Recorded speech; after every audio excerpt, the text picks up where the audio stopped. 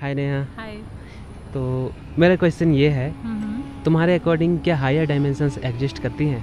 Higher dimension exist करती हैं but not like in अ वे जो हमको हॉलीवुड दिखाता है। लाइक अगर आपने इंसेप्शन मूवी देखी हो या लाइक हम कार्टून ही देख सकते हैं, डोरेमोन, तो इन सब में लाइक टाइम ट्रेवल की बात किया हुआ है जो कि हायर डायमेंशंस की वजह से पॉसिबल हो सकता है। सो वो एक इमेजिनेटिव दुनिया है, but I don't think so कि मतलब वो दुनिया से हम रिलेट कर सकते हैं कि हायर डायमेंशन एग्जिस्ट करती है या नहीं।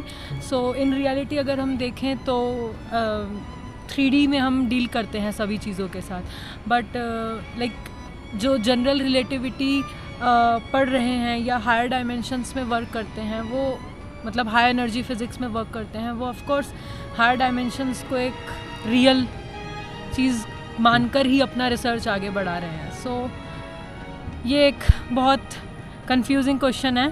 सो मेरे पास भी इसका क्लियर आंसर नहीं है। अगर आप भी नेहा की तरह कंफ्यूज हो तो बने रहिए हमारे साथ इस वीडियो में, जिसमें आज हम डायमेंशंस की एग्जिस्टेंस पर बात करेंगे। तो देखिए, डायमेंशन फिजिक्स और मैथमेटिक्स का एक फंडामेंटल कंसेप्ट है जो कि स्पेस और टाइम के स्ट्रक्चर को डिस्क्राइब करने में काम आता है। हमारे सामने प्रॉब्लम ये है कि हम में से ज़्यादातर लोग डायमेंशंस को विजुलाइज करने की कोशिश करते हैं। दरअसल हमको इनको विजुलाइज करने की ज़रूरत ही नहीं है, बिकॉज ये एक मैथमेटिकल कंसेप्ट है। चलिए, सबसे पहले मैं आपको टाइप्स ऑफ डायमेंशन बताता हूँ, देन इसके बाद हम डिटेल में आगे की तरफ प्रोसीड करेंगे। सबसे पहले हमारे पास होती हैं फिजिकल डायमेंशंस। दरअसल हमारे रोज़मर्रा के जीवन में हम इन्हीं फिजिकल डायमेंशंस को परसीव करते हैं। 3 स्पेशियल डायमेंशन जिसको हम लेंथ, विड्थ और हाइट बोलते हैं, और एक टेम्पोरल डायमेंशन जिसको हम टाइम बोलते हैं। और ये वाली डायमेंशन कोई थ्योरेटिकल कंसेप्ट नहीं, बल्कि हम इनको ऑब्जर्व करते हैं, इनको मेजर करते हैं। एग्जाम्पल के लिए आप डिस्टेंस को मेजर कर सकते हो और टाइम ड्यूरेशन को भी मेजर करते हो, और ये मेजरमेंट हमको इन डायमेंशंस के प्रैक्टिकल अंडरस्टैंडिंग प्रोवाइड कराती है। और यहीं से कन्फ्यूजन स्टार्ट होता है जब हम हायर डायमेंशंस की बात करते हैं, तो हम उनको भी प्रैक्टिकली मेजर और ऑब्जर्व करना चाहते हैं फिजिकल डायमेंशन की तरह।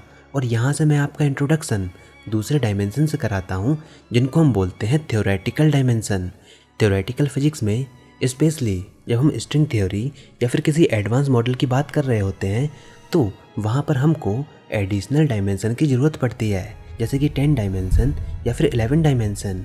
अब ये जो एक्स्ट्रा डायमेंशन है, इनको हम डायरेक्टली ऑब्जर्व नहीं कर सकते, बट ऐसा माना जाता है कि इन डायमेंशन का इंट्रोडक्शन हमको फिजिकल फिनोमिनास का एक्सप्लेनेशन दे सकता है, जैसे कि ग्रेविटी का एक्सप्लेनेशन या फिर फोर्सेस की यूनिफिकेशन का एक्सप्लेनेशन।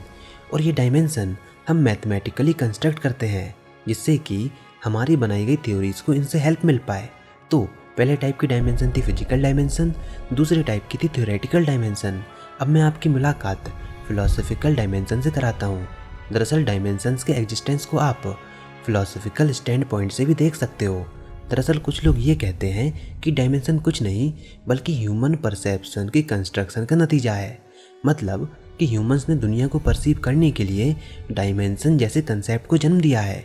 वहीं कुछ लोग ये कहते हैं कि ये हमारे फैब्रिक ऑफ रियलिटी के फंडामेंटल कंसेप्ट है, जो कि ह्यूमन के ऑब्जर्वेशन पर डिपेंड नहीं करती।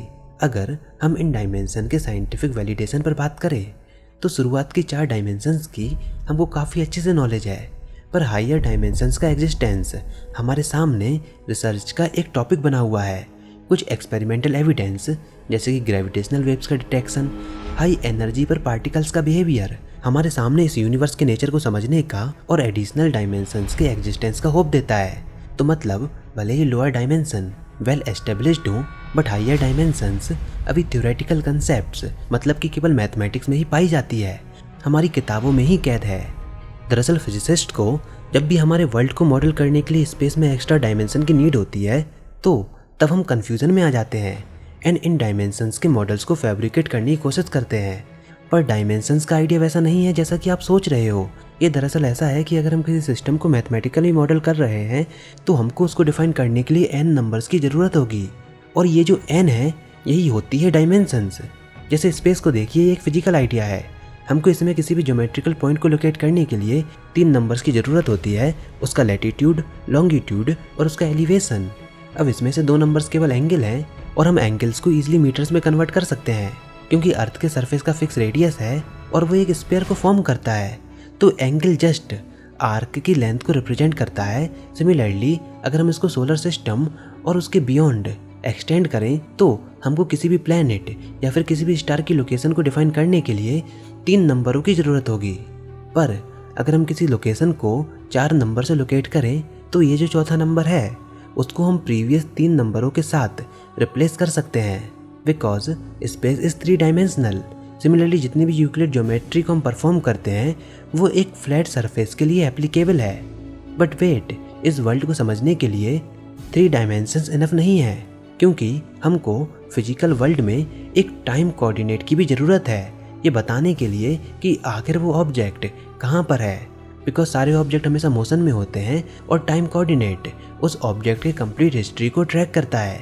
इसी कारण आइंस्टीन की रिलेटिविटी में स्पेस टाइम को एक 4 डायमेंशनल ऑब्जेक्ट बताया गया है। अब चलिए मैं आपका इंट्रोडक्शन एक और टर्मिनोलॉजी से कराता हूँ जिसको हम कहते हैं मैनीफोल्ड। दरअसल स्पेस टाइम को मैनीफोल्ड भी कहा जाता है। क्यों? क्योंकि इसमें हर एक पॉइंट को आप यूनिकली 4 नंबर से डिस्क्राइब कर सकते हो। वेल मैथमेटिकली यहाँ पर इनफाइनाइट नंबर ऑफ पॉइंट हो सकते हैं। अभी देखिए फिजिकल यूनिवर्स में पाए जाने वाले हर एक पॉइंट के मैनीफोल्ड को हम m से डिनोट करेंगे। ये बिल्कुल वैसा ही है जैसे कि आइंस्टीन ने स्पेस टाइम को 4D से डिनोट किया था, तो 4D के साथ हम स्पेस टाइम को M4 मैनीफोल्ड से भी डिनोट कर सकते हैं। तो मतलब M4 एक तरीके से डायमेंशन को रिप्रेजेंट करता है, 4 डायमेंशनल वर्ल्ड को रिप्रेजेंट करता है जिसमें से स्पेस की 3 डायमेंशन डिफरेंट है और टाइम की एक डायमेंशन अलग है। अभी देखिए जब भी फिजिसिस्ट एक ऐसे यूनिवर्स की बात करते हैं जहाँ पर 4 डायमेंशन से ज़्यादा हों तो इसका मतलब ये है कि वहाँ पर 3D स्पेस और 1D टाइम के अलावा कुछ और कोऑर्डिनेट्स की ज़रूरत होगी उस यूनिवर्स की प्रॉपर्टीज़ को डिस्क्राइब करने के लिए। फॉर कंसिडरेशन अगर हम स्ट्रिंग थ्योरी की बात करें तो उसमें हमको 10 डायमेंशनल कोऑर्डिनेट सिस्टम की ज़रूरत होगी जिसको हम बोलेंगे M10। मतलब M4 के अलावा हमको M6 की ज़रूरत होगी। अब स्ट्रिंग थ्योरी में ये जो M6 स्पेस है ये काफ़ी ज़्यादा स्मॉल है जिसका ट्रेस आपको M4 में नहीं मिलेगा। दरअसल स्ट्रिंग थ्योरी ये चाहती है कि M6 क्लोज्ड फाइनाइट मैनीफोल्ड है जो कि M4 के हर एक पॉइंट में प्रेजेंट होती है और हर एक डायमेंशन का साइज इसमें काफ़ी ज़्यादा स्मॉल होता है, 10⁻³ सेंटीमीटर। इसी कारण M6 को कॉम्पैक्ट मैनीफोल्ड भी कहा जाता है। केवल क्वांटम पार्टिकल या फिर फील्ड्स के पास ही इन एक्स्ट्रा M6 डायमेंशन को एक्सेस करने की प्रॉपर्टी होती है और इसी एक्सेस के चलते पार्टिकल्स के पास डिफरेंट कैरेक्टरिस्टिक्स होते हैं। तो मतलब स्ट्रिंग थ्योरी में मैनीफोल्ड का कंप्लीट स्पेसिफिकेशन आप ऐसे दोगे M = M4 × M6। तो अगर आपको M में किसी पॉइंट को एड्रेस देना हो तो आप कैसे दोगे?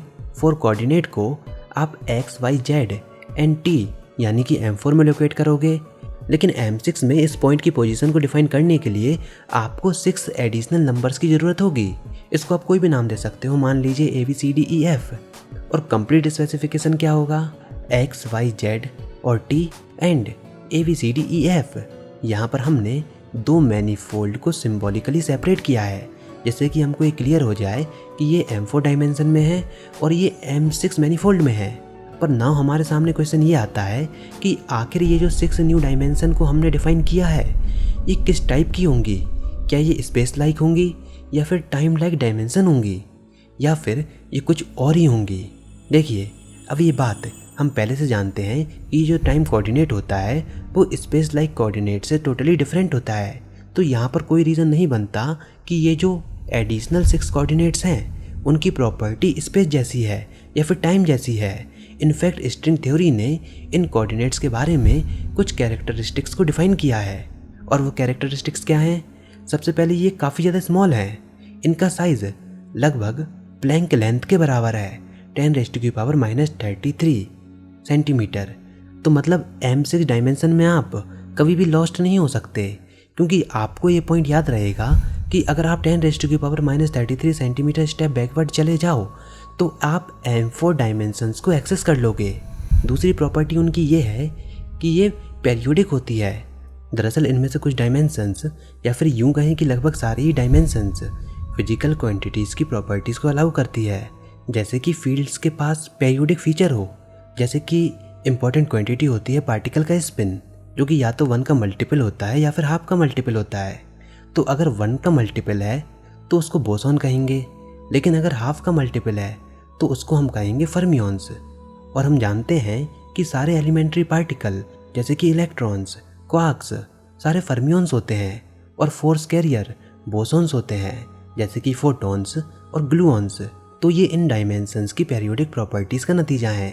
अब इसके साथ ये M6 डायमेंशन कॉम्प्लेक्स टोपोलॉजी भी प्रोवाइड करा सकती है। जितने नंबर ऑफ टाइम कोई क्वांटिटी पेरियोडिकली एक्स्ट्रा डायमेंशन में रैप करे तो उसके पास उतना ही मास होगा। तो जब हम M6 को 6 कोऑर्डिनेट से डिफाइन करते हैं तो M6 मैनीफोल्ड का शेप, जिसको टोपोलॉजी कहते हैं, इसमें होल्स भी हो सकते हैं। मतलब कि we can not say about their complex topology कि आखिर उनका विजुअलाइजेशन कैसा होगा। स्ट्रिंग थ्योरी ये कहती है कि इन शेप्स को एक स्पेशल क्लास में होना चाहिए जिसको हम बोलते हैं कैलेवी या मैनीफोल्ड्स। अगर ये इस क्लास को बिलोंग करती है देन वो पार्टिकल और फील्ड का रिजेम्बलेंस हमारे वर्ल्ड के साथ होगा। अभी देखिए मैं आपको एक मैट्रिक्स सिग्नेचर बताता हूँ। दरअसल स्पेशल रिलेटिविटी में किसी भी 2 पॉइंट के बीच के डिस्टेंस को हम ds से डिनोट करते हैं, जो कि होता है dx² + dy² + dz² - c² dt²। अब यहाँ देखिए ये जो स्पेस कोऑर्डिनेट हैं इनको हमने पॉजिटिव साइन में लिखा और जो टाइम है उसको हमने नेगेटिव साइन में लिखा। अब स्ट्रिंग थ्योरी में ये जो 6 एक्स्ट्रा डायमेंशंस हैं इसको हम पॉजिटिव साइन में लिखते हैं और हमको इक्वेशन कुछ ऐसी मिलती है। तो मतलब हम ये अज्यूम करके चलते हैं कि एक्स्ट्रा डायमेंशन स्पेस की जैसी होंगी। ये सब तो इसके पीछे की मैथमेटिक्स है, बट क्या एक्स्ट्रा डायमेंशन सच में एग्जिस्ट करती है? तो answer is that we don't know. अगर स्ट्रिंग थ्योरी इनकरेक्ट है तो फिर M6 डायमेंशन जैसा कुछ नहीं होना चाहिए और फिर हम रह जाएंगे अपने M4 यूनिवर्स के साथ, जिसको हम जानते हैं और काफ़ी ज़्यादा प्यार भी करते हैं। हम लोग प्लैंक स्केल पर यूनिवर्स को इन्वेस्टिगेट नहीं कर सकते, तो इसका मतलब एक्स्ट्रा डायमेंशन के आइडिया को टेस्ट करने के लिए हमको एक थ्योरी बनानी होगी स्ट्रिंग थ्योरी की जैसी, और उसको करेक्ट एंड एक्यूरेट प्रूफ करना होगा। और तब हम ये कह पाएंगे कि क्योंकि एक्सपेरिमेंटली स्ट्रिंग थ्योरी के प्रेडिक्शन का कंफर्मेशन हो चुका है, देन M6 मैनीफोल्ड और एडिशनल डायमेंशंस भी होनी चाहिए। वहीं दूसरी ओर हम ये भी कह सकते हैं कि M6 जस्ट एक मेंटल स्क्रैच हो सकता है जो कि इंसानों ने बनाया, जिससे कि वो मैथमेटिकली पार्टिकल और फील्ड को डिस्क्राइब कर पाएँ M4 यूनिवर्स में। तो मतलब पार्टिकल्स और फील्ड जैसे कंसेप्ट को प्लैंक स्केल से उठाकर M4 यानी कि हमारे नॉर्मल स्पेस टाइम यूनिवर्स में डिस्क्राइब करने के लिए हम इन मैथमेटिकल डायमेंशंस का यूज़ ले रहे हैं। तो ये सब था एक्स्ट्रा डायमेंशंस के बारे में। ये वैसा नहीं है कि अगर आप 5th डायमेंशन को अचीव कर लेते हो तो आप टाइम में पीछे जा सकते हो, आप 6th डायमेंशन को अचीव कर लेते हो तो आप पैरेलल यूनिवर्स में जा सकते हो। That is totally Hollywood concept जो कि केवल मूवीज़ में ही अच्छा लगता है। बट एक्चुअल में एक्स्ट्रा डायमेंशन का यूज़ हमको क्यों लेना पड़ा? ताकि हम अपने सिस्टम को मॉडल कर पाएँ। अपने सिस्टम की मॉडलिंग करने के लिए हम इनफाइनाइट डायमेंशंस को भी यूज़ में ले सकते हैं। So dimension is the mathematical tool to model our universe. फिलहाल बताइए आपको इसके बारे में क्या लगता है। मिलते हैं अगली वीडियो में, तब तक के लिए इस वीडियो को लाइक कीजिए, अपने दोस्तों के साथ शेयर कीजिए, और अगर आपने हमारा चैनल अभी तक सब्सक्राइब नहीं किया तो इसको सब्सक्राइब कर लीजिए ताकि आगे आने वाली कोई वीडियोस और अपडेट्स आपसे मिस ना हो पाएँ।